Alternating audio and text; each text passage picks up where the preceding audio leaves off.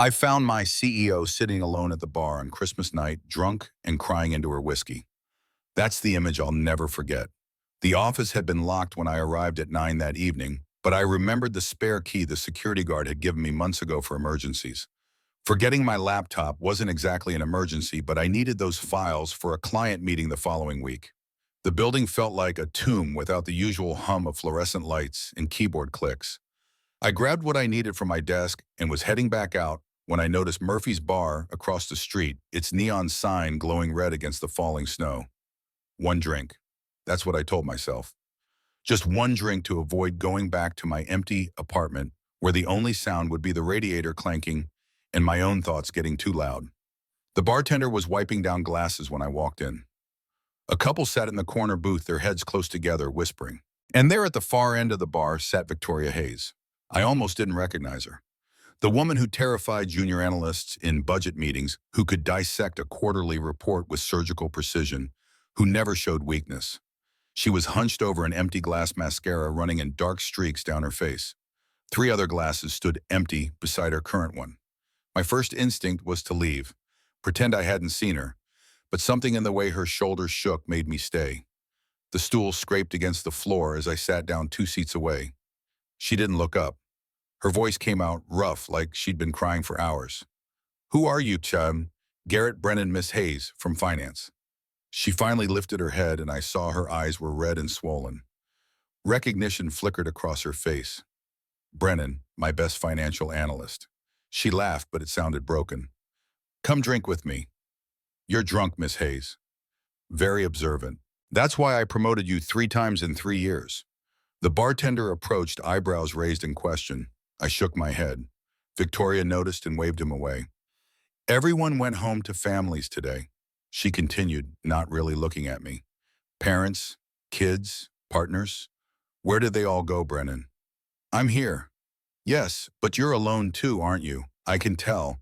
It's the way you carry yourself, like you're used to not having anyone waiting." I ordered coffee instead of whiskey. The bartender brought it without comment. Victoria stared into her glass like it held answers. "I don't have a home. I have a $4 million penthouse with white walls and expensive furniture that nobody ever sits on. Do you know what that feels like, to own something so valuable and feel nothing when you walk through the door?" "Why are you here, Miss Hayes?" "Because being there felt worse." She signaled for another whiskey. I caught the bartender's eye and shook my head again. He hesitated, then poured water instead. Victoria didn't seem to notice. "My parents," she said suddenly. "They're dead. Well, my father is dead. My mother, she's dead to me. Has been for 13 years. I'm sorry." "Don't be. It was her choice." Victoria's voice hardened. "She gave me an ultimatum when I was 25. Get married to a suitable man from a suitable family or build a company and lose her forever. She didn't think I'd actually choose the company." The bar felt smaller suddenly, like the walls were closing in. I sipped my coffee and waited. "I got pregnant that year." Victoria continued her words, tumbling out now like a dam had broken. "Wrong man, wrong time. My mother said I had to choose have an abortion and keep my inheritance or have the baby and be disowned. I chose the baby." She paused, her hand trembling as she reached for her glass. "I lost it at 18 weeks. Miscarriage. Natural causes, the doctor said. My mother called it divine punishment for embarrassing the family. That it was Christmas 2011, the last time I spoke to her. Something in my chest tightened. I knew that kind of loss, just in a different shape. My mother died of lung cancer in March 2017, I heard myself say. She was a high school math teacher, used to help students after school for free, never turned anyone away. The cancer took her in 6 months. Victoria looked at me, then really looked at me, and I saw something shift in her expression. My father died 2 years later, I continued. Car accident, September 2019. Some people said he stopped being careful after Mom was gone, like he'd lost his reason to pay attention to the world. How old were you, Ween? 28 when Dad died, 26 when I lost Mom. And you have a brother? It wasn't a question. Holden. He was 23 when Dad died, still in his last year at college. I became his guardian, helped him finish school, then supported him through grad school at MIT. He's getting his PhD in architecture now. Victoria studied my face like she was seeing me for the first time. That's why you work so hard. The extra projects, the late nights, you're supporting him. Was supporting him. He's on fellowship now, but old habits die hard. And you never had time for yourself, for a life outside of work and responsibility. I thought about the women I tried to date over the years. The ones who'd been interested until they learned about Holden, about the student loans I was helping to pay off, about the fact that family dinners meant me and my brother in my cramped apartment, not some picturesque scene with smiling grandparents and cousins. They'd all left eventually, and I couldn't blame them. Responsibility isn't optional, I said. When my brother needed me, I didn't have the luxury of thinking about what I wanted. Victoria's laugh was bitter. And I chose what I wanted and lost everything else. We're both alone, Brennan, just for different reasons. The couple in the corner booth got up to leave, the woman's hand tucked into the man's elbow. They looked happy, the kind of happy that comes from having someone to go home to. Do you ever regret it? Victoria asked quietly. The sacrifice? Never. Holden's the best thing in my life. He's designing sustainable bridges now, structures that'll outlast both of us. That matters more than any relationship I might have had. But you're lonely. Every single day. But I keep going, for him, for work, for whatever comes next. Victoria reached for her water glass, this time drained it. That's noble. That's survival. There's a difference. She studied me for a long moment, and I wondered what she saw. A 33-year-old man who'd learned to navigate corporate America without the safety net of an Ivy League MBA, who'd built his career on actual results rather than the right handshakes at the right clubs. Someone who understood numbers the way some people understood music, because I'd taught myself from library books and night classes while working 2 jobs. You know why I promoted you? Victoria's voice was clearer now, the alcohol starting to wear off. Everyone else I interviewed had degrees from Harvard, Wharton, Stanford. They talked a good game about synergy and optimization, and all that business was school garbage. You came in and told me exactly how much the Anderson merger would cost us in real dollars, not projections. You showed me the actual risk in numbers I could verify. I don't trust theory. I trust what I can calculate. In this world, people respect credentials, Victoria said. But I respect capability. And you, Brennan, have real capability. The words settled between us heavier than they should have been. I'd spent 3 years at Apex Technologies proving myself over and over, knowing that one mistake would confirm what people already thought about guys like me, that we didn't belong in their world of corner offices and country clubs. Victoria glanced at her watch, then stood up too quickly. She swayed, grabbed the bar for balance. I should go home. Let me call you a car. I'll walk. The cold will help. I looked out the window at the snow coming down in thick sheets. It's 5 blocks and you're wearing heels. I'm wearing Louboutins because I'm 5'5" and I need every inch to make men respect me in boardrooms. She took a step and stumbled. I caught her elbow, steadied her. Or I could walk you home. Make sure you don't crack your head open on the ice. That's very responsible of you. Someone has to be. She studied my face, and for a moment I thought she'd refuse. Then she nodded.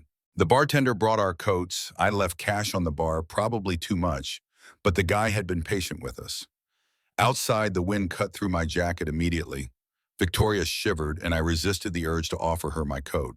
She wouldn't accept it anyway. The city felt abandoned. Most people were inside with their families, and the few cars that passed moved slowly through the snow. Christmas lights twinkled in apartment windows, each one a reminder of what we weren't part of. Victoria stumbled on the first block.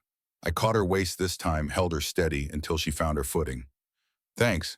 These heels are terrible for snow. So why wear them?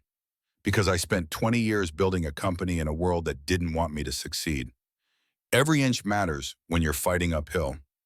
We kept walking. The snow-muffled sound made everything feel distant and unreal. 2 blocks, 3 blocks. Brennan, can I ask you something personal? Sure. Do you ever feel lonely all the time? How do you handle it? I don't handle it. I just keep going, for Holden, for work, for whatever comes next. That's very noble. That's survival. There's a difference, Mom. She stumbled again, and this time I kept my hand on her elbow. She didn't pull away. I haven't had a real conversation in months, Victoria said quietly. Everyone at work is either afraid of me or wants something from me. My so-called friends are business contacts who dropped me the second I wasn't useful. And I realized tonight, sitting in that bar, that I could disappear tomorrow, and the only people who'd notice are the ones who need my signature on their paychecks. That's not true. Isn't it? Be honest, Brennan. Do you like me or do you like your salary? I thought about it. Victoria was intimidating, yes. She'd made grown men cry in budget meetings when they came unprepared. But she was also fair. She paid well. She'd promoted me 3 times based purely on merit, not politics or connections. When my father died, she'd sent flowers to the funeral and given me a week off without asking questions. Both, I admitted. You're tough, but you're good at your cum, and you're fair. That's more than most bosses. That's the nicest thing anyone said to me in months. Then you need better friends. I don't have friends. I have business contacts and employees. The Millennium Tower came into view, its glass facade reflecting the Christmas lights from surrounding buildings. A doorman stood inside the lobby watching through the glass.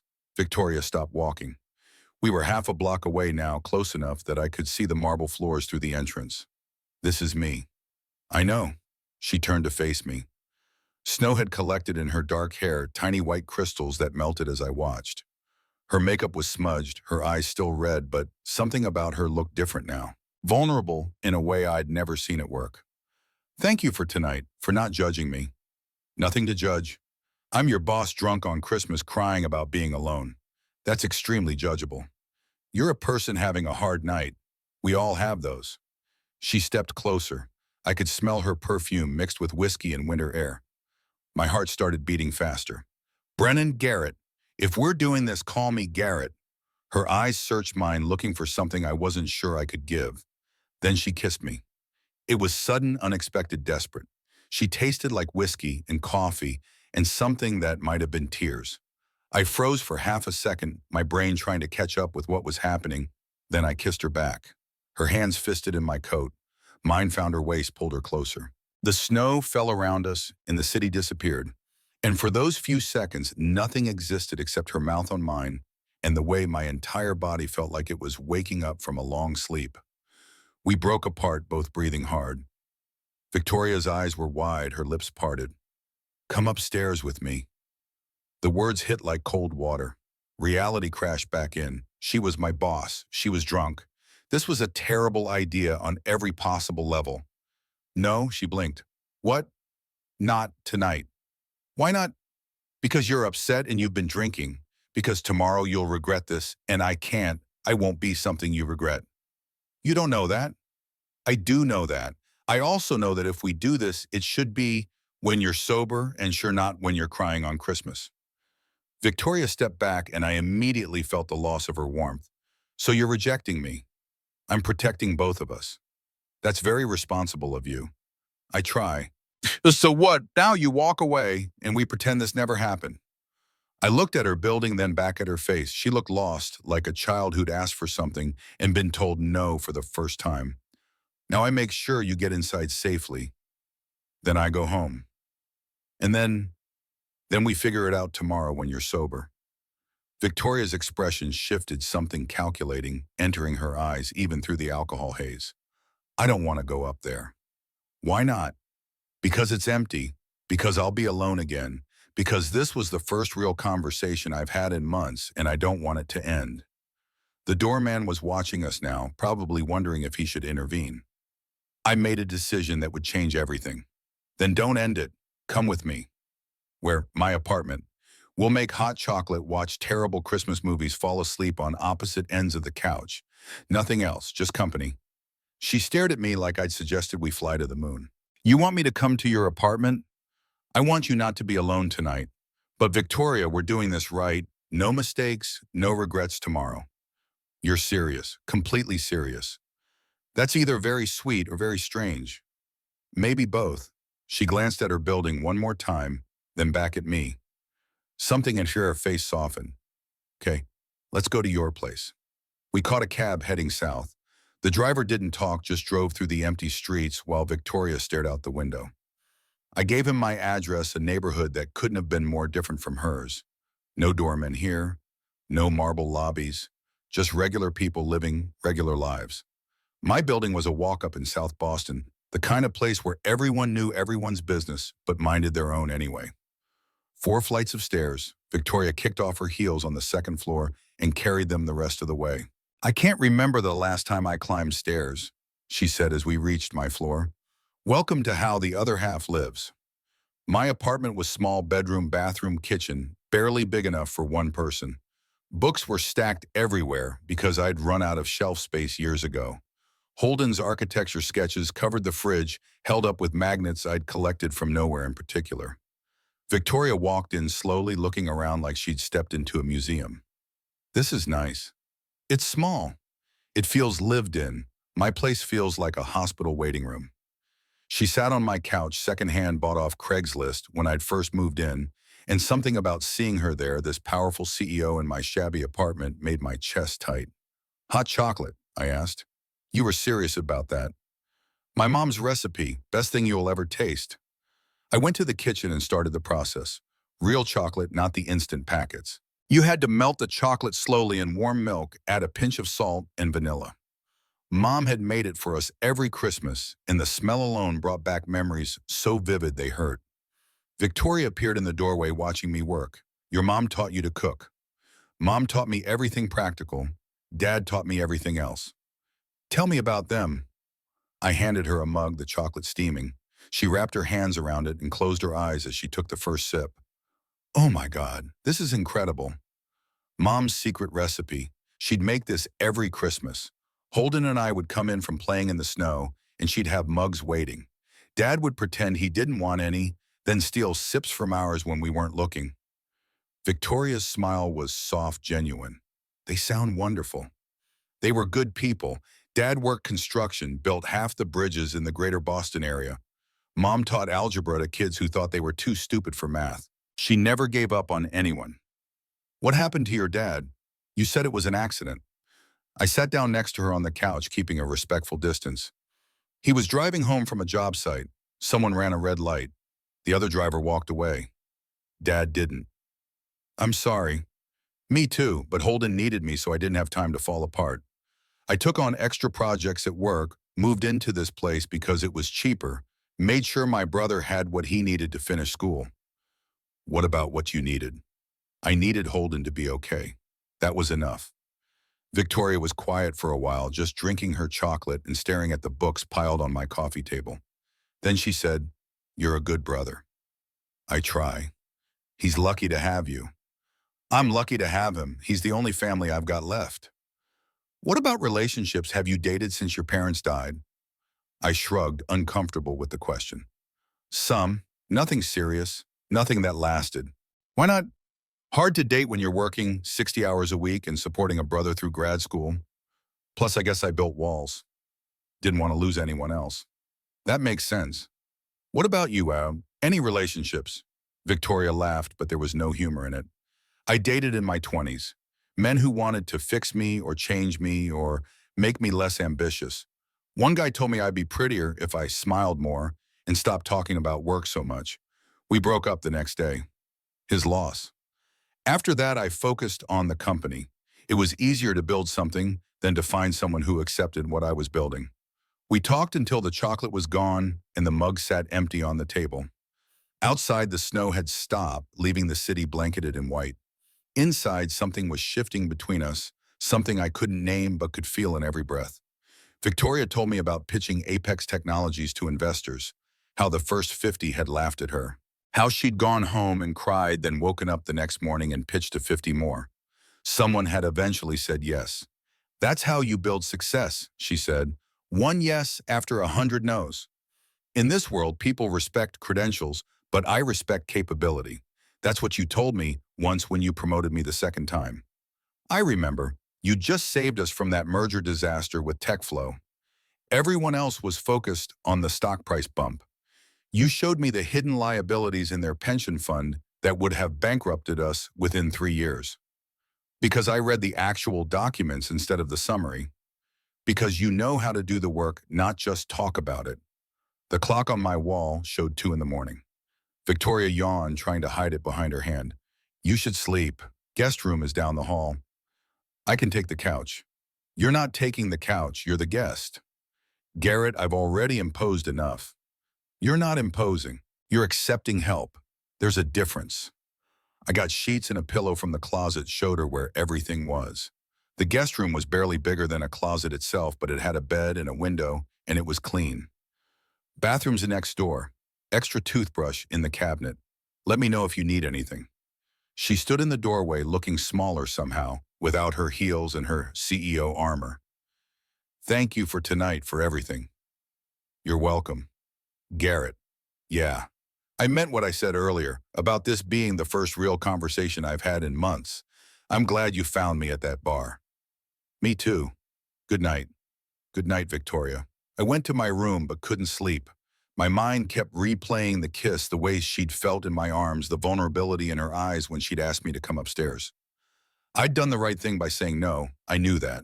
But part of me, a part that I didn't want to examine too closely, wondered what would have happened if I'd said yes. My phone buzzed, a text from Holden.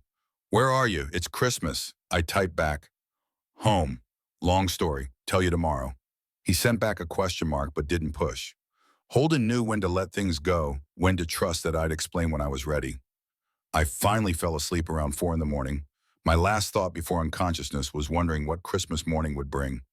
When I woke at 8, winter sunlight was streaming through my window, turning the snow-covered street below into something almost magical. I heard movement in the kitchen, and for a second forgot where I was, forgot what had happened. Then I remembered. I got up, pulled on sweatpants and a t-shirt, and walked out to find Victoria standing at my stove attempting to make coffee. She'd found one of my old Bruin shirts, probably from the drawer I kept extra clothes in for when Holden visited, and was wearing it with her dress pants from last night. Her hair was messy, her face clean of makeup, and she looked nothing like the CEO who terrified people in boardrooms. She looked real. Morning, she said, not quite meeting my eyes. Morning, you found the coffee. I'm very resourceful. I can see that. We stood there in my tiny kitchen, both of us suddenly aware that we were alone together in the morning light, that everything from last night had actually happened and wasn't just some alcohol-fueled dream. This is awkward, isn't it? Victoria asked. Little bit. I can't believe I'm here in my accountant's apartment, wearing his shirt the morning after Christmas. Financial analyst, I corrected automatically. And technically nothing happened. I know, but it feels like something happened.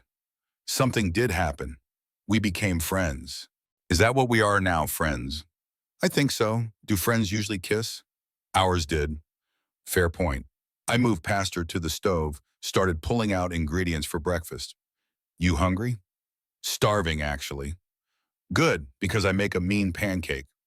Victoria watched me cook sitting at my tiny kitchen table that barely fit 2 people. I mixed the batter from scratch, another one of Mom's recipes, and heated the pan just right. The first pancake always came out wrong, but the second one was perfect golden brown with crispy edges. You cook a lot, Victoria asked. Every day, it's cheaper than eating out and I like it. It's calming. I never learned to cook, never had time. You had time. You just chose work instead. She thought about that. You're right, I chose work over everything else.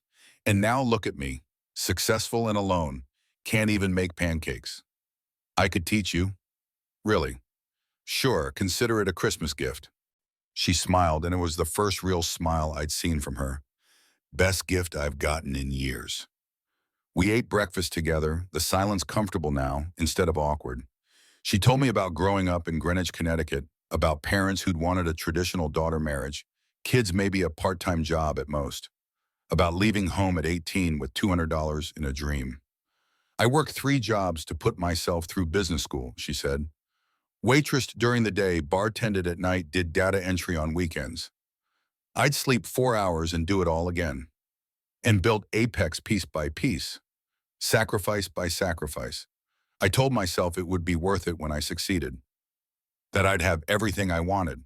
But I looked up one day and realized I'd won the game but lost everything else.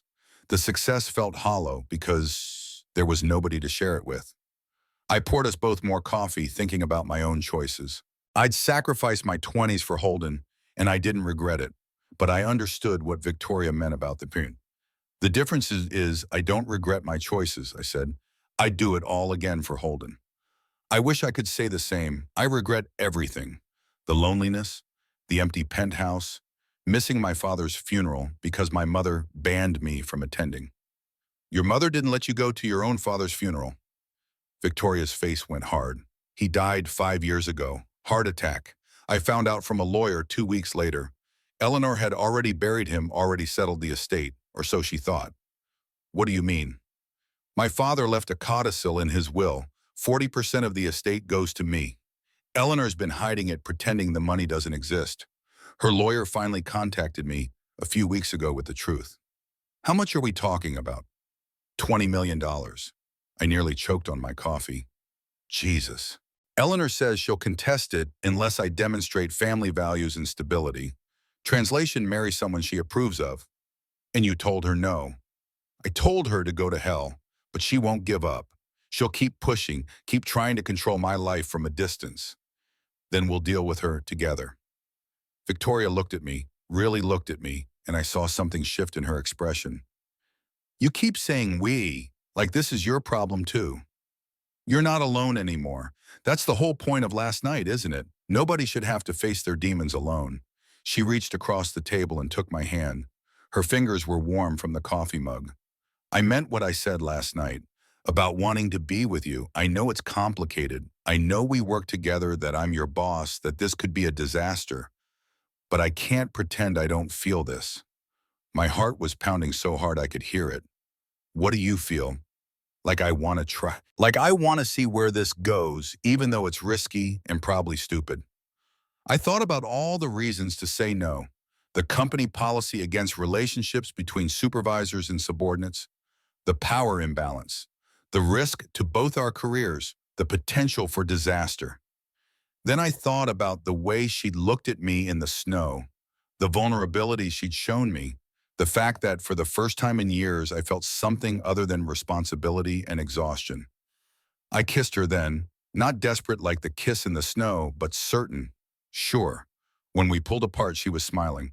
So we're doing this, she said. We're doing this. But Victoria, we have to be careful. Nobody at work can know. I know. If one person finds out, this becomes a disaster. We'll be smart about it. She stood up, came around the table, and I pulled her down onto my lap. She fit perfectly, her head tucked under my chin, and we sat there while the morning light filled my apartment and the city woke up outside. I should probably go home soon, she said eventually. Change clothes. Try to look like I didn't spend the night. Probably. But neither of us moved. We stayed there holding each other, and I thought about how 24 hours ago I'd been planning a quiet Christmas alone. How I'd had no idea that walking into that bar would change everything. Victoria's phone buzzed. She pulled it out, glanced at the screen, and her expression darkened. What is it? Email from my mother's lawyer. She's not giving up on the inheritance fight. What does it say? Victoria read aloud. Eleanor Hayes requests a meeting to discuss reconciliation and family matters. She believes a face-to-face conversation would be beneficial for all parties. Are you going to meet her? Part of me wants to tell her to go to hell, but another part, she trailed off, another part wants to show her what you've built, who you've become. Exactly, is that petty? It's human.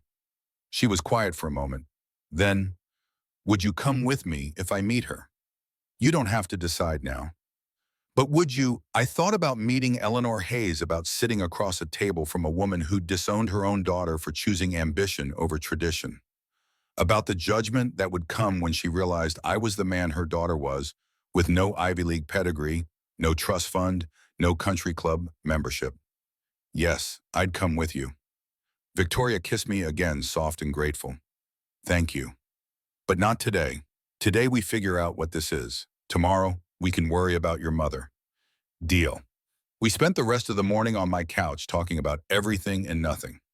She told me about the first time she'd presented to venture capitalists, how her hands had shaken so badly she'd dropped her notes. About the investor who'd asked if she had a husband to help her with the numbers. I told her about the first time I'd presented financial analysis to the executive team at my previous job, how I'd spotted an error in their projections and been told to keep quiet because correcting the CFO would be career suicide. How I'd done it anyway because being right mattered more than being liked. That's why I hired you, Victoria said. Your old boss called me before I made the offer. Warned me you were difficult, that you didn't play politics well, and you hired me anyway. I hired you because of that. I don't need people who play politics. I need people who tell me the truth. Around noon, Victoria finally got up to leave. She borrowed my phone to call a car, changed back into her dress from the night before. With her makeup gone and her hair still messy, she looked younger, less guarded. I'll see you Monday, she asked at the door. Monday, back to normal. Whatever normal means now. I watched her walk down the stairs, heard the car pull up outside. Then she was gone, and my apartment felt emptier than it ever had before. I spent the rest of Saturday cleaning, doing laundry, trying to process what had happened. Holden called around 3. So Christmas, what happened? I ran into my boss at a bar. We talked. Your boss, the scary CEO you have been working for, she's not that scary once you get to know her. Garrett, please tell me you didn't do anything stupid. Define stupid. Please tell me you didn't sleep with your boss. I didn't sleep with my boss. But something happened and something happened. Holden was quiet for a long moment. Are you okay? Yeah, I think I am. Good, because you deserve to be happy, you know. After everything you've done for me, you deserve something for yourself. After we hung up, I sat in my apartment and thought about Victoria's question from the night before. Did I ever feel lonely every single day? But maybe that was about to change. Monday morning arrived with the sharp clarity of a New England winter. The office buzzed with post-holiday energy, people comparing vacation stories and showing off gifts. I kept my head down, reviewed the M&A analysis for the Stratford deal, and waited for 1 o'clock. The elevator doors opened precisely at 12:58. Victoria stepped out in a charcoal suit that probably cost more than my monthly rent, her expression revealing nothing. Our eyes met for half a second before she turned toward her office. Good morning, Mr. Brennan. Morning, Miss Hayes. The words tasted formal and wrong after everything that had happened over the weekend, but this was the game we'd agreed to play. By 12:59, I was gathering my coat. By 1 o'clock, I was walking out the side entrance, taking a different route than usual. The cafe was 2 blocks south, a place called Rosie's that served mediocre coffee and excellent anonymity. Victoria arrived 3 minutes after me, sliding into the booth across from mine like we'd planned this by accident. This is insane, she said quietly, completely insane. But we both smiled, and for the next hour we talked about everything except work. She told me about spending Sunday reorganizing her entire penthouse, throwing out furniture she'd never liked, but had been too busy to replace. I told her about Holden's latest project, a bridge design that incorporated solar panels into the support structure. When we left, we took separate exits. I went back through the loading dock entrance. She walked in the front door 10 minutes later, her assistant, Christine, handing her messages without looking up. This became our pattern. Every weekday at 1 o'clock, we disappeared to different cafes, different restaurants, different coffee shops. We never went to the same place twice in 1 week. We never arrived or left together. At the office, we were professional to the point of coldness. But 3 nights a week, sometimes 4, Victoria would show up at my apartment after 9, when my neighbors had mostly settled in for the evening.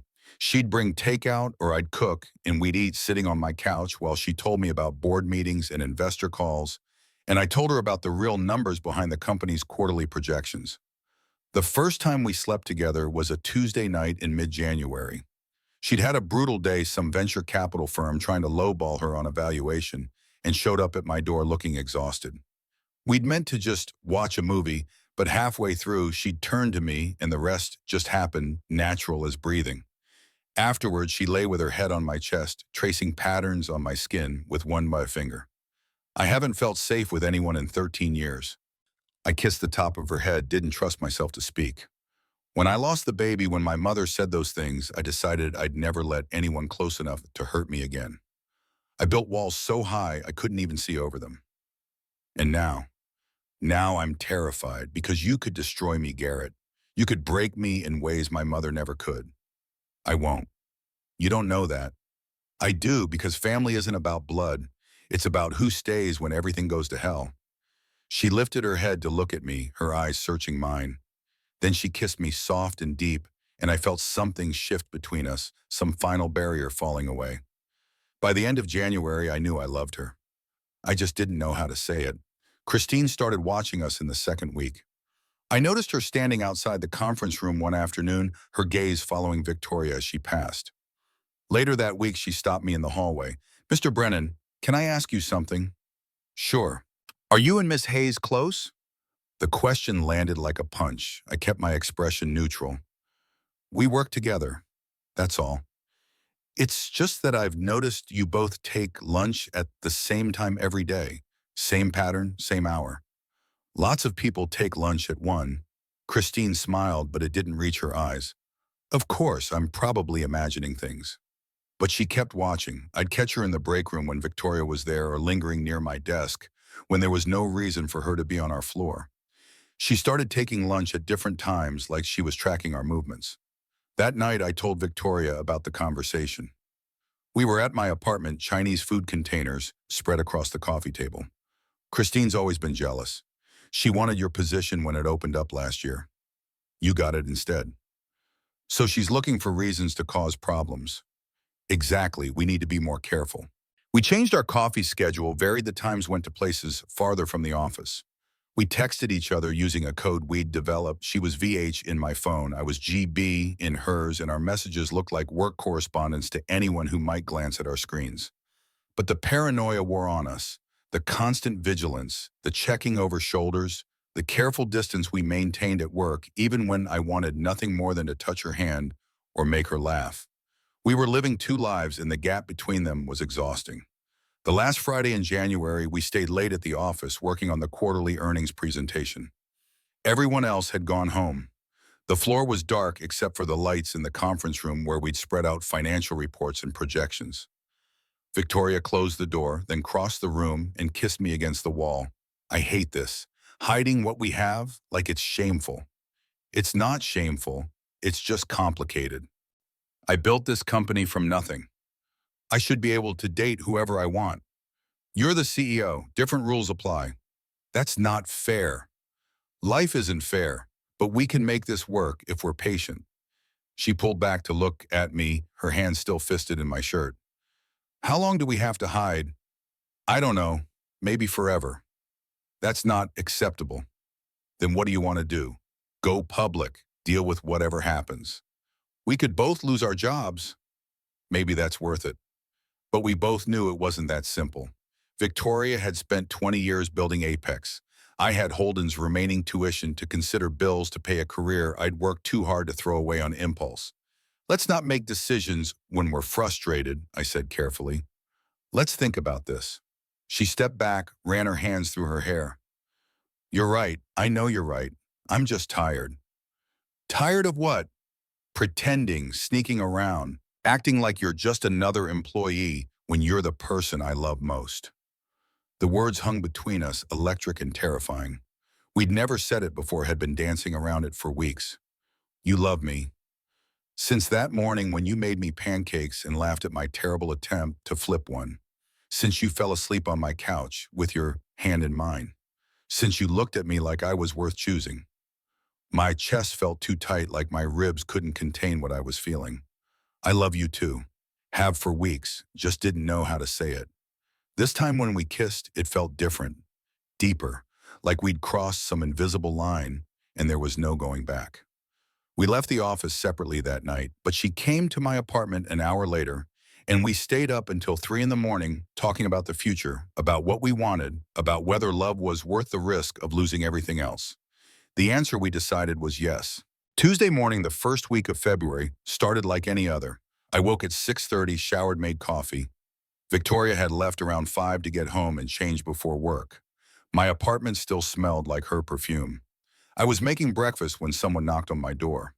Through the peephole, I saw Holden backpack slung over one shoulder, grinning like he'd just pulled off the world's greatest surprise. I opened the door. What are you doing here? Drove down from Cambridge. Wanted to see my big brother, that a crime. You could have called. Where's the fun in that? He walked in, dumped his bag on the floor, and headed straight for the kitchen. That's when he stopped his eyes landing on the coffee table where 2 mugs sat, one with lipstick on the rim. Then he noticed the women's coat draped over the back of the couch. Garrett, I didn't answer fast enough. He turned toward the hallway just as my bedroom door opened, and Victoria emerged wearing one of my old MIT shirts and nothing else, her hair wet from the shower. We all froze. Victoria's eyes went wide. Holden's mouth fell open. I felt my stomach drop to my feet. Holden, this is Victoria Hayes, my boss. Holden found his voice first. Your boss, the boss you've worked for 3 years, yes. And she's in your apartment at 7 in the morning wearing your clothes because Victoria grabbed her dress from where it was folded on the chair. I should go. No, I stepped between them. Stay. Holden, sit down. We need to talk about this. My brother sat, but he looked angry in a way I hadn't seen since Dad died.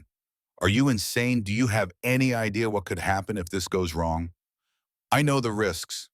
Do you? Because from where I'm sitting, you're dating your boss, the person who controls your paycheck, your career, your future. What happens when this ends badly? It won't.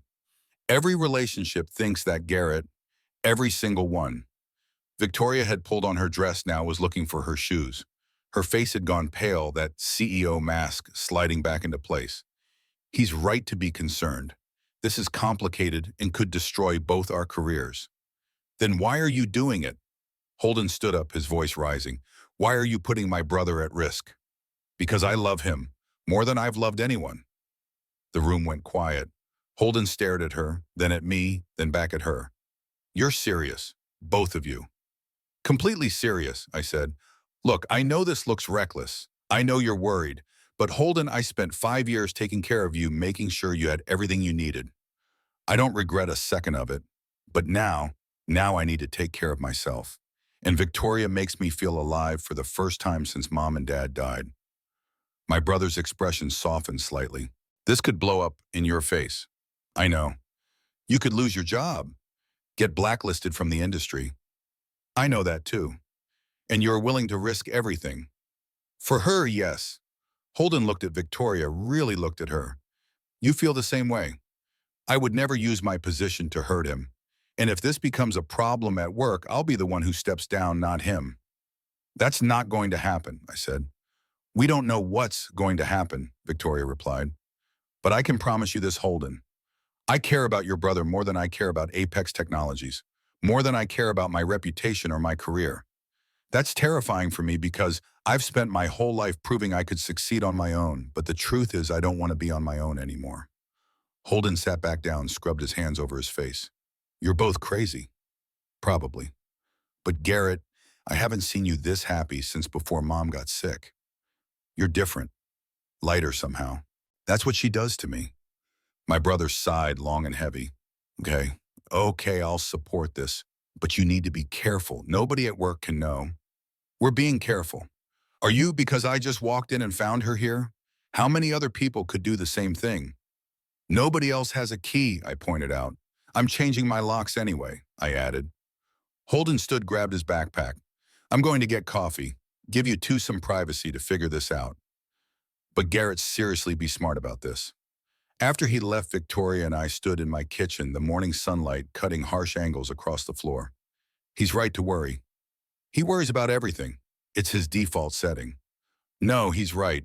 We're taking huge risks. And if one person finds out, if Christine or anyone else connects the dots, I pulled her close, felt her heartbeat against mine. Then we deal with it. Together. She left 20 minutes later, taking a different route than Holden. I spent the rest of the morning with my brother, who grilled me about the relationship with the kind of thoroughness he usually reserved for his engineering calculations. By the time he left, I think he was cautiously optimistic, or at least resigned to the fact that I was going to do this whether he approved or not. That afternoon at work, everything felt different, heavier. Christine's eyes followed me as I walked to the break room. I caught two analysts whispering when I passed their desks. Paranoia, probably, but it made my skin crawl anyway. Thursday, February 13th. I remember the date because it was the day everything started to unravel. Victoria was presenting the Q4 results to the board, walking them through revenue projections and market expansion plans. I was in my office working on the Stratford analysis when I heard her assistant's voice carry down the hallway. Miss Hayes, you have a call on line 1. The caller says she's your mother. The entire floor went silent. Everyone knew Victoria's parents were dead. She'd said as much in interviews at company events, in casual conversations over the years. I stood up, moved toward the conference room, saw through the glass walls as Victoria went rigid. "I'll take it in my office." The board members filed out, confused and murmuring. I stayed at my desk, watching through the windows as Victoria paced her office phone pressed to her ear. 10 minutes later, she emerged, her face ashen.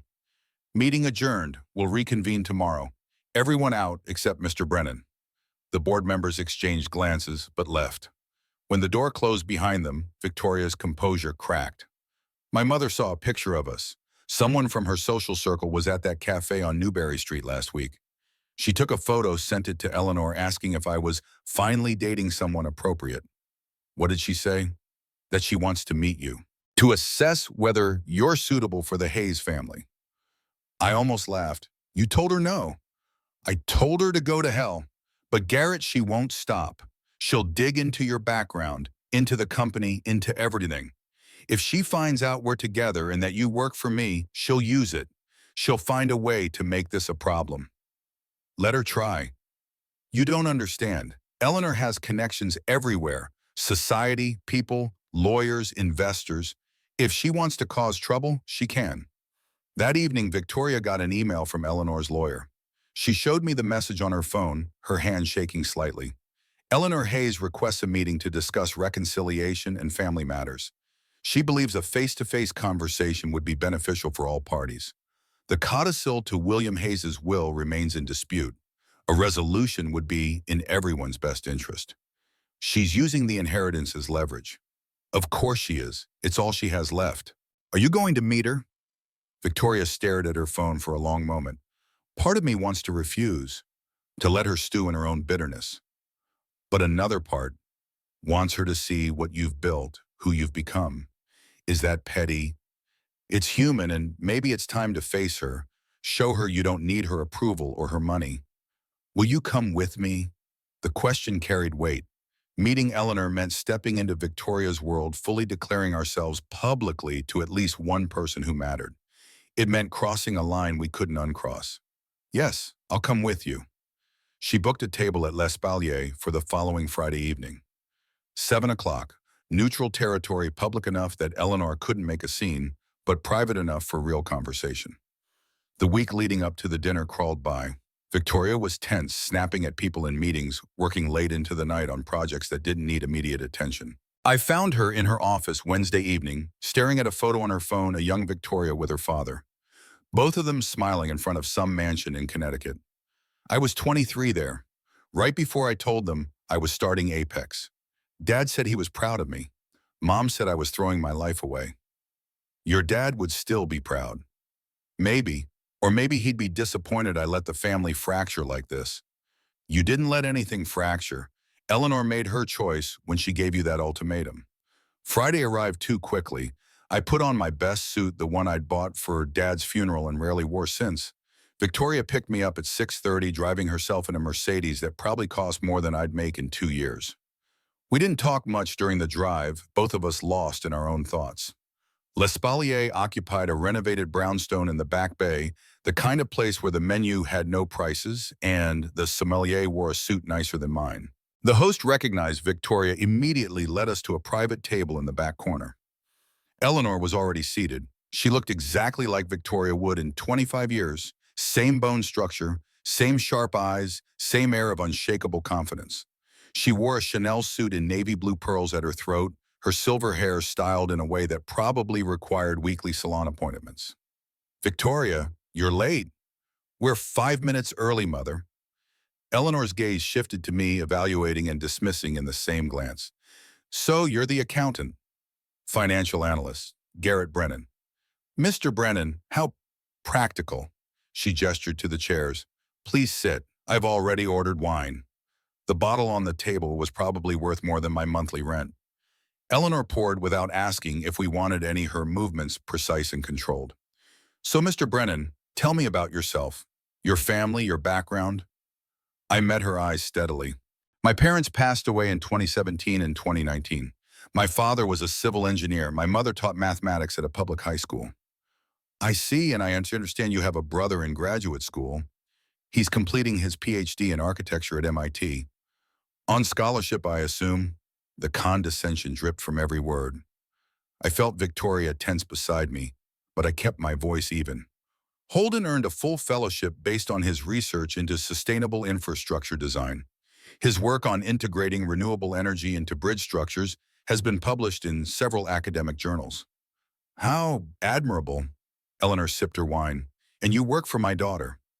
I'm a senior financial analyst at Apex Technologies, yes. For how long? 3 years. Eleanor's smile was razor thin. And in those 3 years, Victoria has promoted you how many times? The trap was obvious. I glanced at Victoria, who looked ready to explode. 3 times. Based on performance reviews, peer evaluations, and quantifiable results. I can provide documentation if you'd like. That won't be necessary. I'm sure the promotions were entirely merit-based. Victoria set down her wine glass hard enough that it rang against the table. Let's be clear about something, Mother.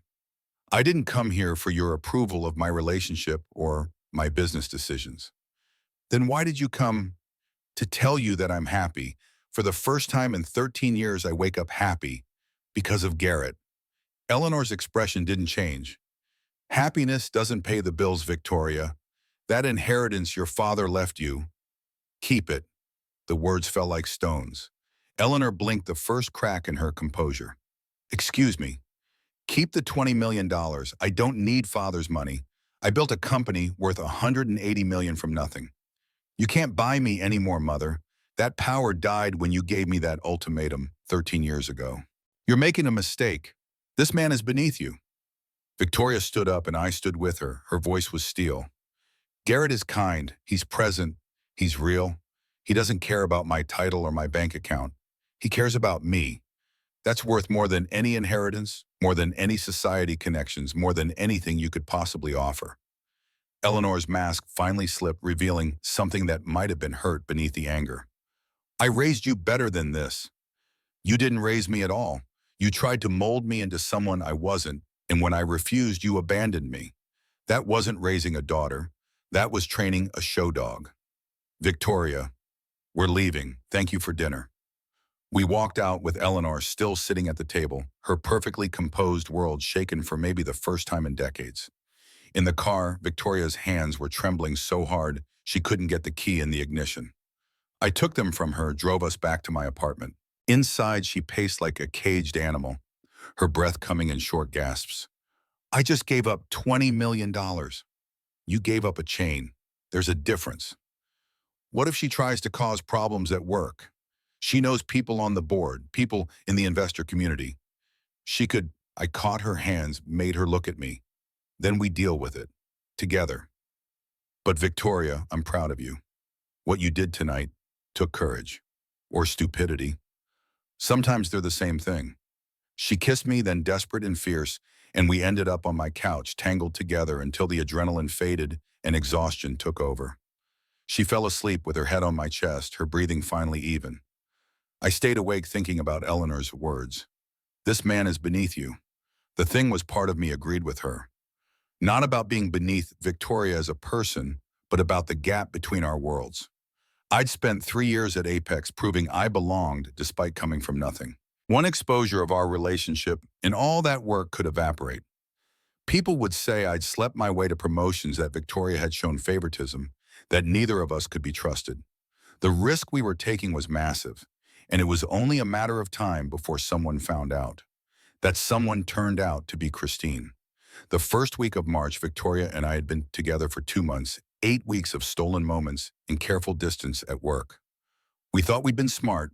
We varied our schedules, changed our routines, never texted anything incriminating. But Christine had been watching, waiting, gathering evidence. Friday afternoon, March 7th, I got an email from HR. Subject line: mandatory meeting.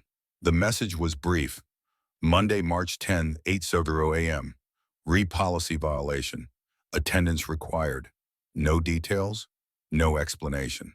I forwarded it to Victoria's personal email. She called me 2 minutes later from a blocked number. I got the same message. What do you think it is? I think Christine finally found what she was looking for. That weekend crawled by in slow motion. Sunday evening, Victoria received an anonymous email with attachments. She came to my apartment, shaking her phone clutched in her hand. The attachments were photos. Some were real us at the cafe on Newbury Street, holding hands across the table. Us walking too close on a side street near my apartment. Us sitting in her car in the parking garage, her hand on my cheek. But some were fake, doctored. Images that showed us in her office, kissing against her desk, her shirt unbuttoned. Another showed us in what was supposed to be the conference room, my hands on her waist. These are fake. We've never not at work. Never. Victoria was staring at the images, her face white. I know they're fake. You know they're fake. But will HR know? Will the board? We can prove it. Look at the metadata, the timestamps. These office photos are supposedly from days when I was traveling for the Stratford deal. I have plane tickets, hotel receipts, meeting notes. That's not the point. The point is someone went to the trouble of creating fake evidence. Christine wants me gone, Garrett. This isn't just about us dating. This is about corporate espionage. What do you mean? Christine's been after a VP position for years. She applied for CFO last year and was rejected. If she can create enough scandal to force me out, the board might appoint an interim CEO. And if that happens, someone could launch a takeover. Exactly. I need to access her emails, use my admin privileges. She pulled out her laptop, fingers flying across the keyboard. 5 minutes later, her suspicions were confirmed. Christine had been communicating with Tech Venture Capital, one of our main competitors, about internal company information. Emails discussing our upcoming IPO plans, our revenue projections, our investor relationships. The plan was clear: create a scandal around Victoria and me, force us both out, destabilize the company, and open the door for Tech Venture to launch a hostile takeover. Christine would get a VP position in the new regime, plus a $500,000 bonus. We need to show this to the board. Monday morning, during that meeting, we hit her with everything. But Sunday night, lying in my bed with Victoria curled against me, I couldn't shake the feeling that Monday would change everything. That even if we exposed Christine's scheme, even if we proved the photos were fake, the relationship itself was real. And company policy was clear: no relationships between supervisors and subordinates. One of us would have to go.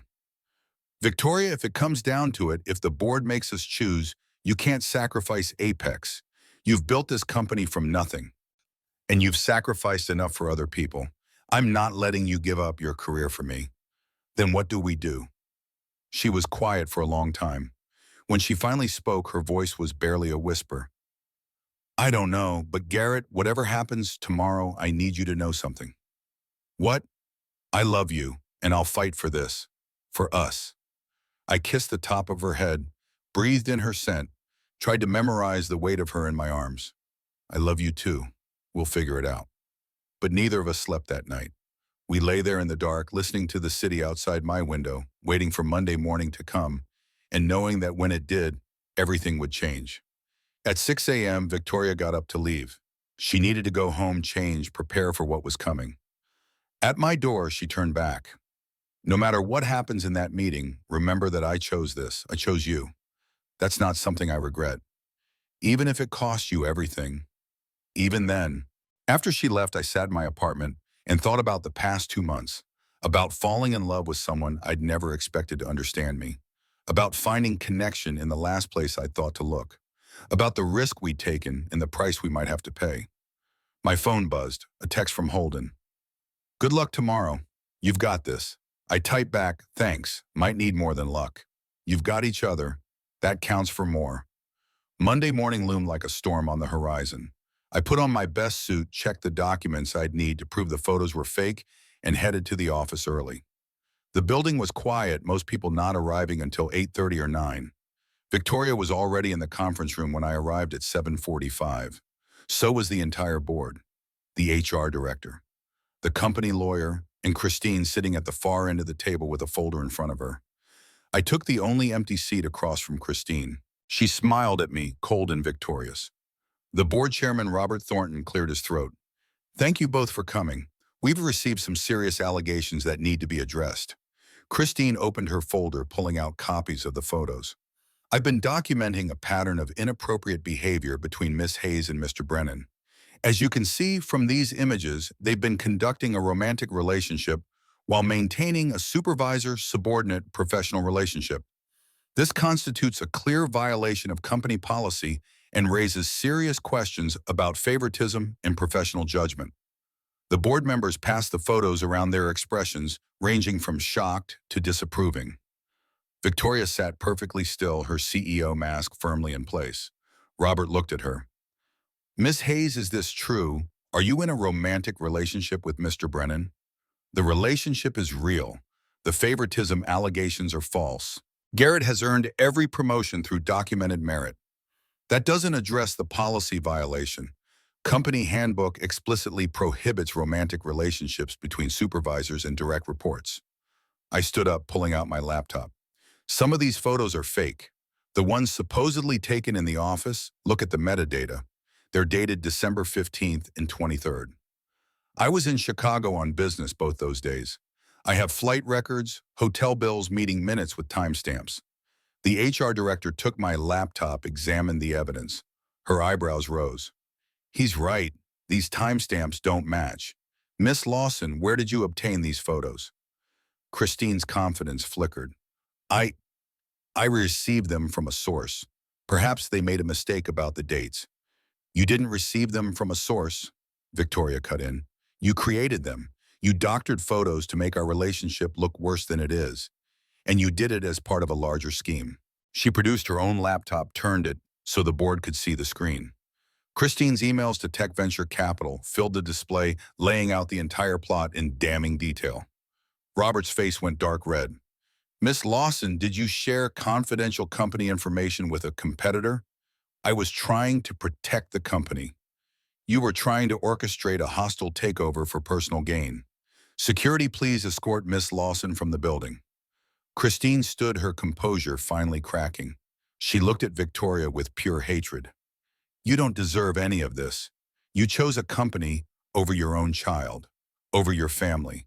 You're cold and heartless, and you'll die alone." "That's enough." I was on my feet, moving between them. "Security, please." Two guards appeared, took Christine by the arms. She kept shouting as they pulled her toward the door, her voice echoing down the hallway until it finally faded. The conference room fell silent. Robert cleared his throat. "Miss Hayes, while the evidence may have been fabricated, the underlying relationship is still real. That's still a policy violation. We need to discuss next steps." And that's when I knew. One way or another, this was about to cost us everything. Robert Thornton folded his hands on the conference table, his expression grave. The other board members leaned back in their chairs, waiting for someone to speak first. "Miss Hayes, you own 35% of Apex Technologies. The remaining 65% is held by institutional investors who have very specific stipulations about corporate governance." He paused, letting the weight settle. "The IPO is scheduled for 18 months from now. We cannot afford this kind of scandal." Victoria's jaw tightened. "I'm the founder. I built this company. Which is why we're having this conversation instead of simply terminating both of you. But the policy exists for a reason. Relationships between supervisors and subordinates create liability, perception problems, and legal exposure." The company lawyer, a woman named Patricia Chen, flipped through papers in front of her. "We have three options. 1, Miss Hayes ends the relationship. Mr. Brennan remains employed. 2, Mr. Brennan resigns. Miss Hayes continues as CEO. The relationship continues outside the company. 3, both parties remain employed. The relationship terminates." I felt Victoria start to speak and knew what she'd say, that she'd step down, that Apex wasn't worth losing us. Before she could destroy everything she'd built, I stood. "I'll resign." "Garrett, no. Miss Hayes, you've spent 20 years building this company. I won't let you throw it away for me." Robert's eyebrows rose. "Mr. Brennan, do you understand this means leaving Apex Technologies permanently? No severance package beyond your accrued vacation time." "I understand." Victoria grabbed my wrist, her fingers digging in hard enough to hurt. "Absolutely not. We'll find another way." "There is no other way." I looked at her, tried to pour everything I felt into that look. "You know there isn't. If you step down, you lose everything. If I leave, I find another job. The math isn't complicated. This isn't fair. Life isn't fair, but we can survive this." Patricia cleared her throat. We'll need your resignation letter by end of business today. 2 weeks notice, standard procedure. You'll have it in an hour. The board members exchanged glances, relieved to have the problem solved so neatly. Victoria looked like she might be sick.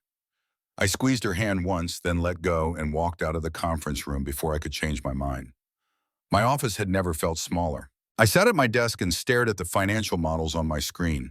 The Stratford deal analysis I'd spent 3 months perfecting, projections that would save Apex millions in unnecessary acquisitions costs.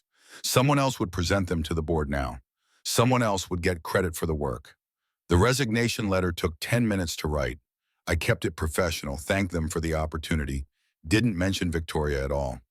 Sent it to HR and Patricia copied Robert. My inbox pinged with an automated reply acknowledging receipt. 3 years and 2 cardboard boxes. That's what my career at Apex amounted to.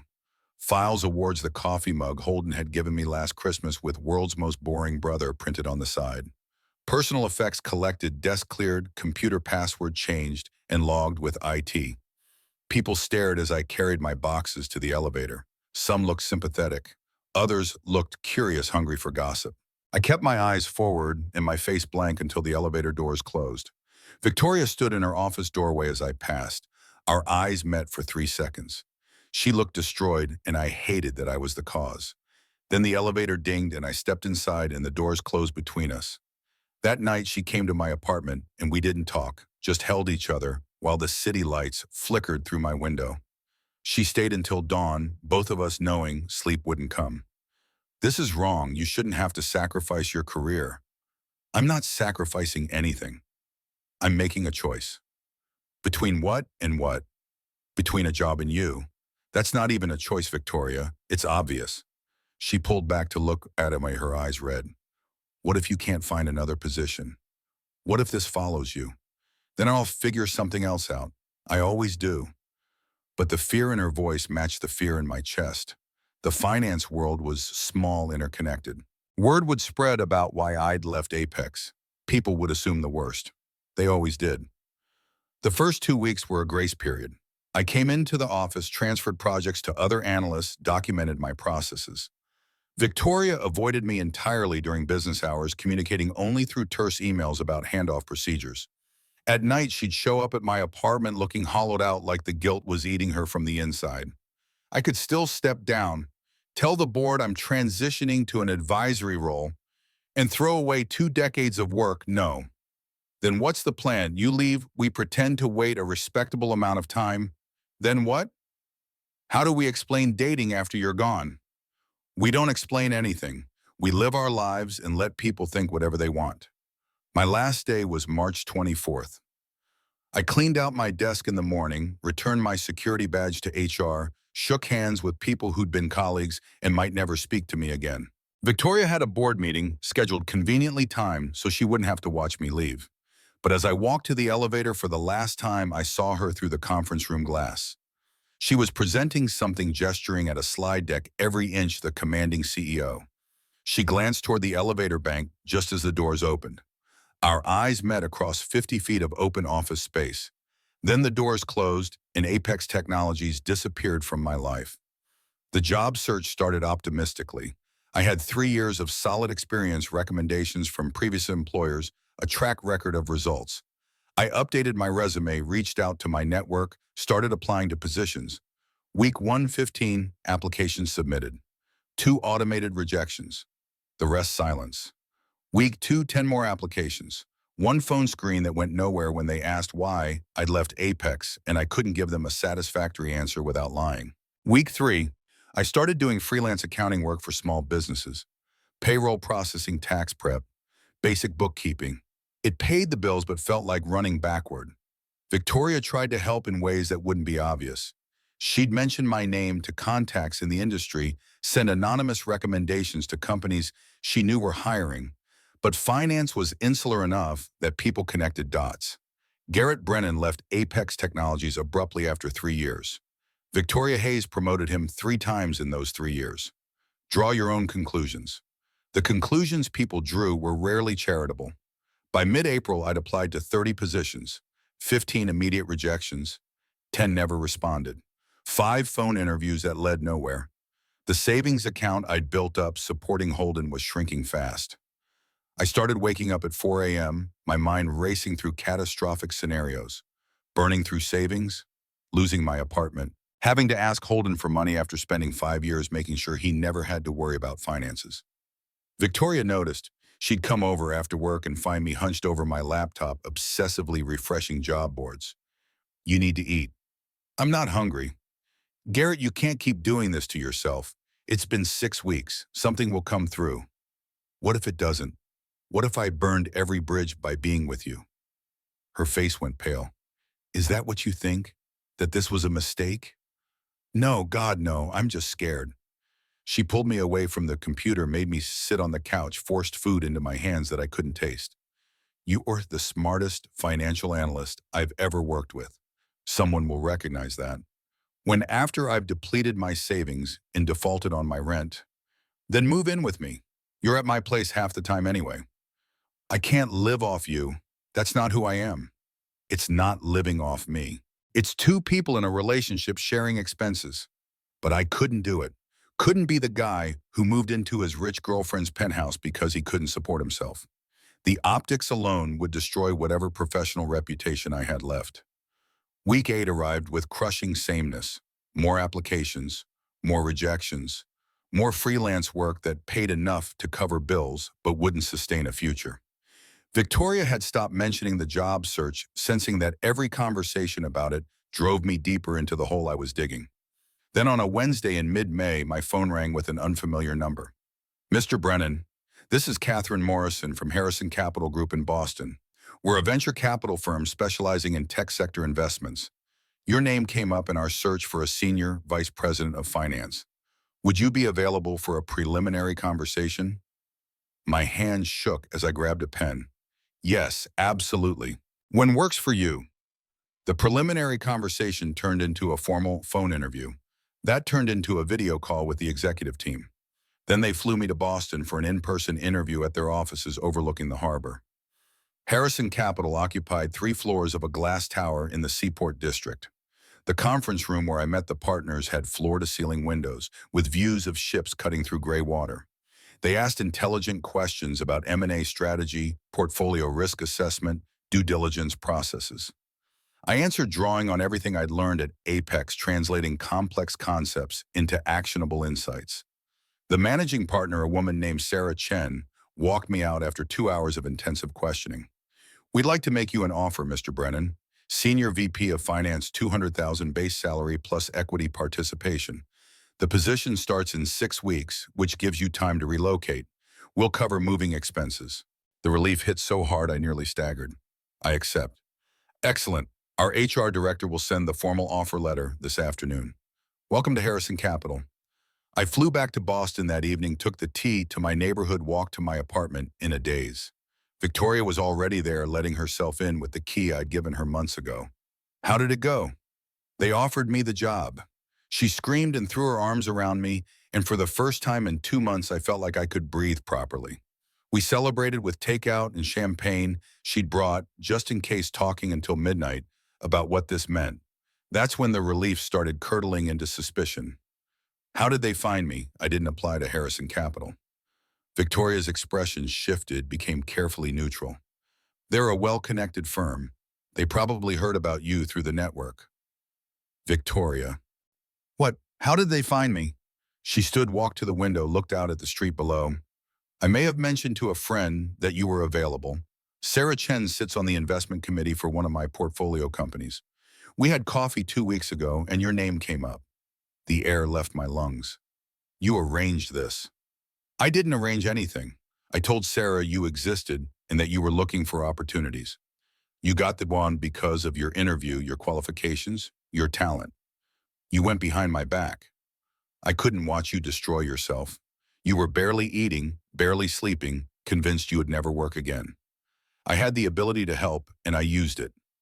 I wanted to be angry, wanted to feel betrayed by her interference. But underneath the knee-jerk reaction was something else: gratitude, and the uncomfortable realization that I'd needed the help. You should have told me.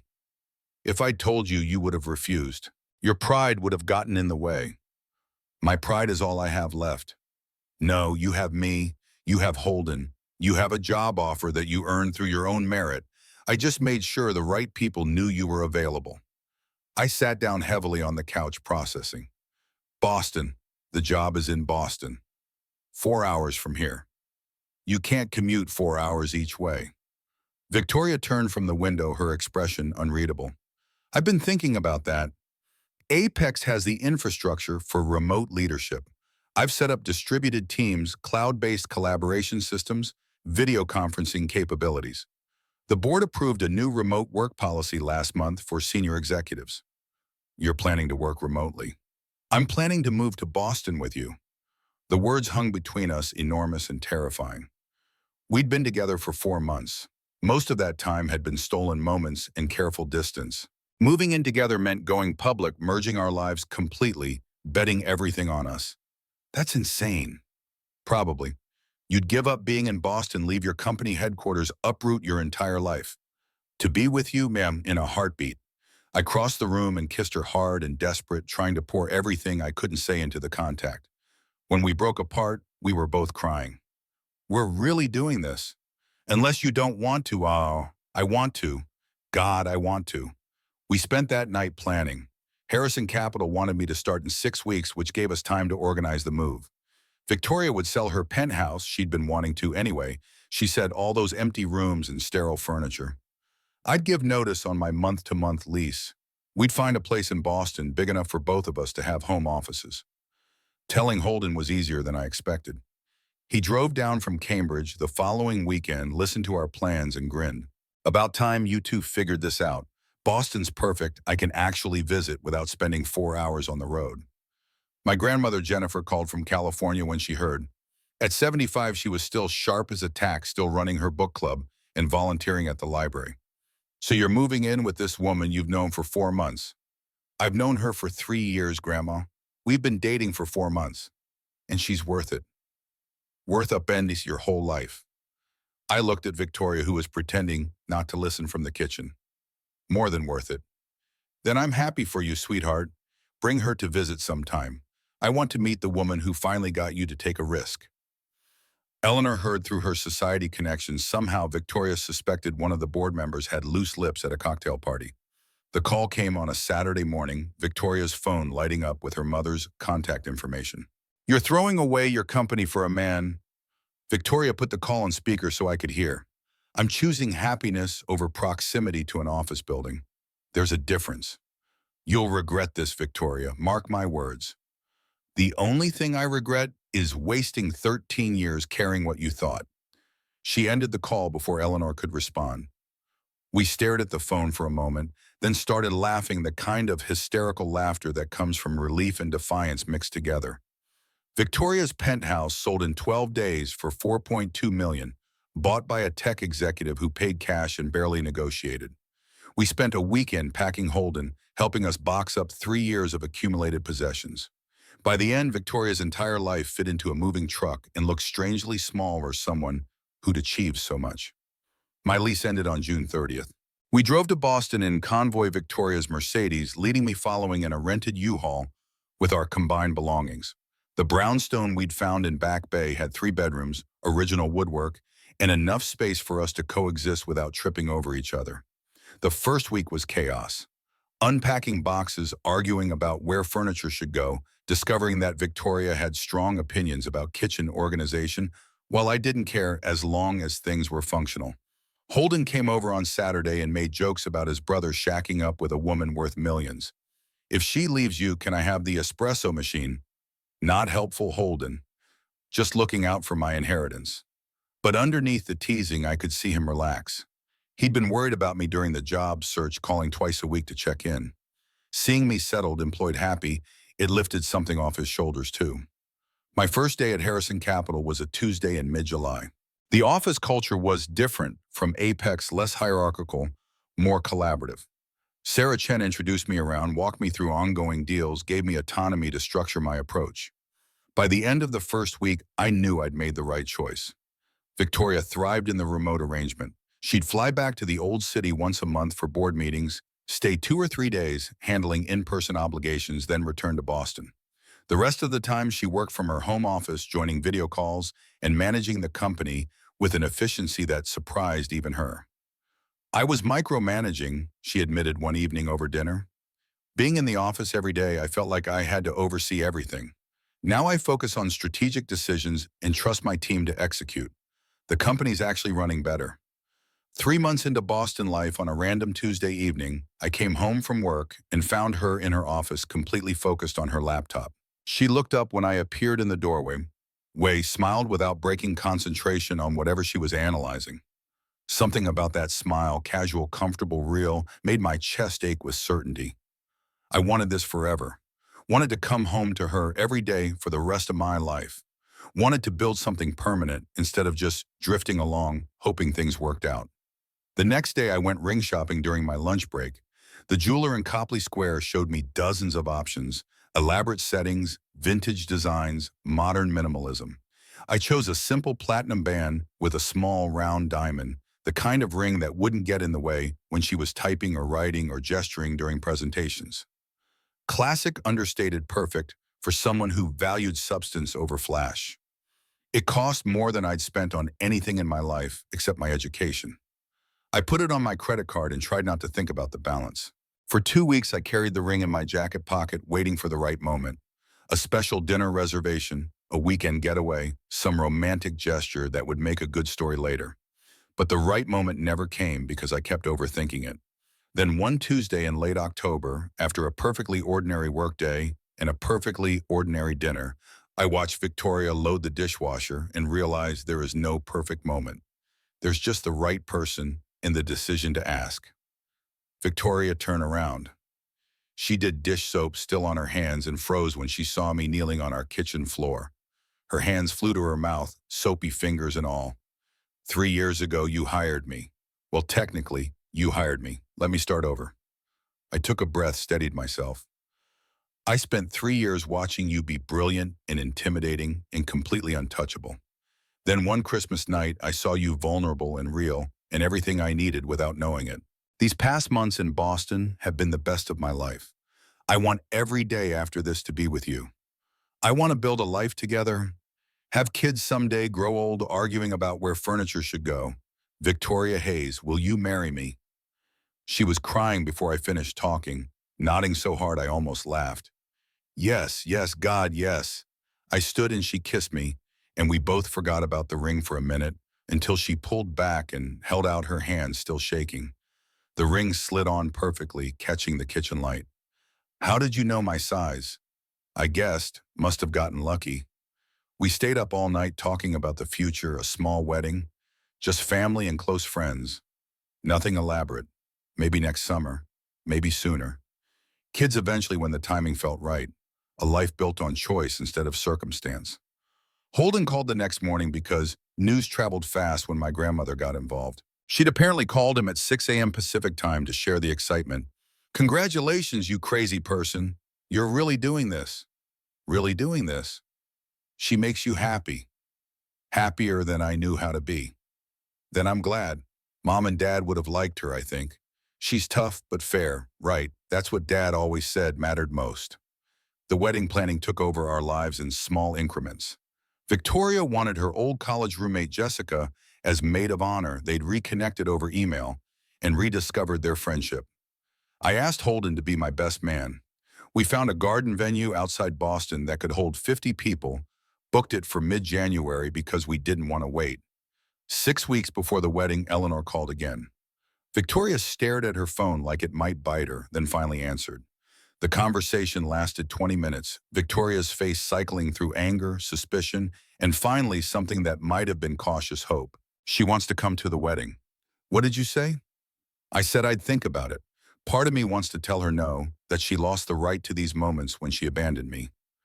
But another part, she trailed off, wants her to see what you've built, who you've become. I want her to know she was wrong, about me, about you, about everything she said I'd never have because I chose ambition over her version of appropriate. Then invite her. Give her a chance to see it. Eleanor Hayes arrived 2 days before the wedding, driving up from Connecticut in a town car with a driver. She stayed at the Four Seasons and requested a meeting at a neutral restaurant Victoria's choice of location, her insistence that I be present. We met her at a seafood place in the North End, the kind of old Italian joint where the waiters had been there 40 years and didn't care about your pedigree. Eleanor looked smaller somehow than she had at L'Espalier, less commanding. Age was catching up with her, or maybe it was the isolation finally taking its toll. Victoria, Mr. Brennan. Mother, we ordered. Eleanor made small talk about traffic and the weather, clearly uncomfortable. Finally, Victoria set down her menu and looked at her mother directly. Why did you want to come? Eleanor's composure cracked slightly. Because I was wrong about everything. I let pride and stubbornness cost me 13 years with my only daughter. I don't want to lose any more time. You realize I'm not going to suddenly become the daughter you wanted. I'm still running Apex. Still living with a man you think is beneath me. Still choosing my own path. I know, and I'm proud of you for it. Finally. The words hung in the air, fragile and unexpected. Victoria's eyes filled with tears. You could have said that 13 years ago, when I needed to hear it. I was a fool. I let your father's family and their expectations matter more than my own daughter's happiness. When he died, when I realized he'd left you that money specifically because he was proud of what you'd built, it should have opened my eyes. But I was too stubborn, too angry. I'm sorry, Victoria, for all of it. The apology didn't erase 13 years of pain, but it cracked open a door that had been sealed shut, let in the possibility of something different. I can't promise we'll be close. I can't promise I'll forgive everything right away. I'm not asking for promises. I'm asking for a chance, Victoria looked at me. I squeezed her hand under the table, let her make the choice. Okay, a chance, but Mother, this is my life, my choices. You don't get a vote anymore. Understood. The wedding day dawned clear in cold January sunlight, turning the snow-covered garden into something magical. I stood at the altar with Holden beside me, watching guests file in and take their seats. My grandmother sat in the front row wearing a ridiculous hat with feathers that made Holden suppress a laugh. Eleanor sat 3 rows back, tissues already in her hand. Then the music started, and Jessica appeared, followed by Victoria. She wore a simple white dress, her hair styled in loose waves, and she looked more beautiful than I'd ever seen her. Every step brought her closer, and I felt my throat go tight with emotion. The officiant spoke about love and partnership and commitment. Then it was time for vows. I pulled out the note card I'd written and rewritten a dozen times. A year ago, I was going through life on autopilot, doing what needed to be done without thinking about what I wanted. Then one Christmas night, you let me see the real you, the person behind the CEO title, and I fell completely. I promised to choose you every day in big moments and small ones, to be your partner, your best friend, the person who always has your back, to build a life together that neither of us could have imagined alone. Victoria's vows made half the audience cry. I spent 20 years building a company while building walls around my heart. I convinced myself I couldn't have both success and love, that choosing one meant sacrificing the other. Then you refused to let me spend Christmas alone, saw past all my armor to the person underneath. I promised to love you fearlessly, to trust you completely, to create a home that feels nothing like the empty places I lived before. You are my home now. Sometimes a man isn't measured by what he has, but by what he's willing to sacrifice for the person he loves. The thought crossed my mind as the officiant pronounced us married, as I kissed my wife, while our friends and family applauded as Victoria's hand gripped mine like she'd never let go. The reception was intimate, full of laughter and dancing. Holden's best man speech was equal parts embarrassing and touching, talking about how I'd raised him and how Victoria had somehow made me happy enough to stop constantly worrying. Jessica spoke about knowing Victoria for 20 years and never seeing her like this, open, joyful, truly alive. Eleanor approached during dinner, her expression carefully neutral. Victoria, may I speak with you privately? They stepped away to the edge of the garden. I watched from a distance as Eleanor pulled something from her purse, an envelope old and yellowed. Victoria took it, read whatever was inside, then embraced her mother for the first time in 13 years. Later, Victoria showed me the envelope. Inside was a letter from her father written before he died and given to Eleanor with instructions to deliver it when the time was right. Victoria, if you're reading this, then I'm gone. And your mother has finally found the courage to give you what I left for you, not just money, but something more important. My pride in everything you've accomplished. You were never the daughter I expected. You were so much more. Build your empire. Live your life. Be happy. That's all I ever wanted for you. Love, Dad. We spent our wedding night at the Four Seasons too exhausted to do anything but collapse into bed and laugh about how we'd actually managed to pull off a wedding in 6 weeks. The next morning, we woke to fresh snow and room service breakfast and the quiet certainty that we'd made the right choice. 6 months later, on a Sunday morning in July, Victoria felt sick enough to take a pregnancy test. I was making coffee when she emerged from the bathroom, 3 positive tests lined up on the counter. We're going to be parents. The coffee mug slipped from my hand, shattered on the tile floor. Neither of us moved to clean it up. We just stood there staring at those 3 plastic sticks that would change everything. Holden bought us a onesie that said, "Future Architect," because of course he did. My grandmother sent a package of hand-knitted baby clothes that arrived so fast she must have started the moment we called. Eleanor came to visit, brought gifts, asked careful questions about how Victoria was feeling and whether we needed anything. The pregnancy was hard. Victoria worked through morning sickness until her doctor insisted she slow down. Board meetings moved to video calls permanently. She struggled with the loss of control, with her body changing in ways she couldn't manage or predict. I went to every appointment, watched every ultrasound, felt the baby kick for the first time, and cried in the doctor's office because it suddenly felt real in a way it hadn't before. We painted the nursery together on weekends, argued about colors and furniture, the same way we argued about everything passionately, stubbornly, always reaching compromise eventually. Christmas night came around again 1 year since everything had started. Victoria was 7 months pregnant, exhausted, her feet swollen. We stayed home instead of going anywhere, ordered takeout, sat on our couch with her feet in my lap while I rubbed them. Remember last year when you found me at Murphy's bar? I remember thinking you looked destroyed and also somehow still intimidating. I was destroyed, completely lost. I thought that was what success looked like, being powerful and alone. What does success look like now? She put her hand on her belly, feeling the baby move. This, coming home to someone who knows all my flaws and loves me anyway. Building something that can't be measured in profit margins. You taught me the difference between existing and living. The baby Claire Victoria Brennan was born on a February morning during a snowstorm that shut down half of Boston. We made it to the hospital with 20 minutes to spare before Victoria's water broke in the parking lot. The delivery was complicated. The cord wrapped around Claire's neck, her heart rate dropping dangerously. Doctors rushed in, monitors screaming, Victoria squeezing my hand hard enough to bruise while they prepped for an emergency intervention. For 3 minutes, I thought I might lose them both. 3 minutes of watching monitors and doctors moving with urgent efficiency and Victoria pale and scared on the bed. 3 minutes of bargaining with whatever God might be listening, promising anything if they'd both just be okay. Then Claire was born, screaming, pink and healthy and perfect. The relief hit so hard, I actually staggered, had to grab the bed rail to stay upright. The doctors checked her over, cleared her airway, pronounced her healthy despite the scare. Victoria held our daughter and I cried, and we were both complete disasters while the nurses tactfully gave us privacy. Eleanor drove 4 hours through snow to meet her granddaughter. She held Claire with surprising gentleness, tears streaming down her face. "She looks like you did as a baby. Same eyes, same serious expression." My grandmother flew in from California the next day, swept into the hospital room like a force of nature, and immediately started telling Claire stories about her father as a child. Holden showed up with flowers and terrible dad jokes, held his niece with extreme care, looked at me like he couldn't quite believe we'd made it here. Mom and Dad would have loved her. Yeah, they would have. That night, after everyone had left and visiting hours were over, I sat in the uncomfortable hospital chair next to Victoria's bed and watched our daughter sleep in her bassinet. She was so small, so fragile, so completely dependent on us to keep her safe.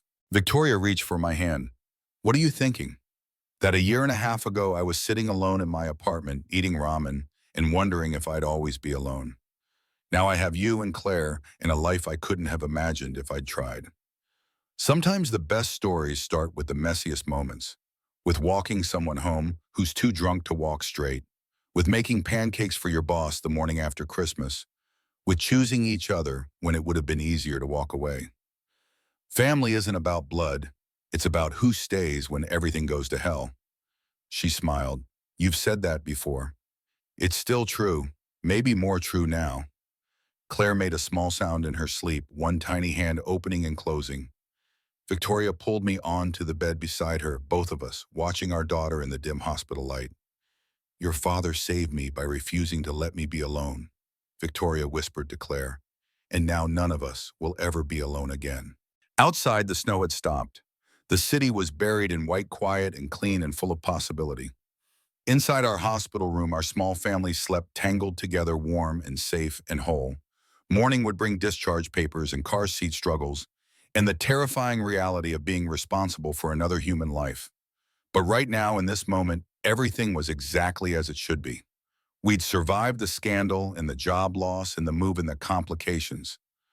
We'd built something real from the wreckage of two lonely lives. I looked at my wife and my daughter and thought about that Christmas night in the bar, about the choice to stay instead of walking away, about every decision since that had led us here, about how sometimes the right path looks like disaster from the outside, but feels like coming home from the inside. The future stretched ahead, messy and uncertain and beautiful. We'd face it together, the three of us, and that was all that mattered.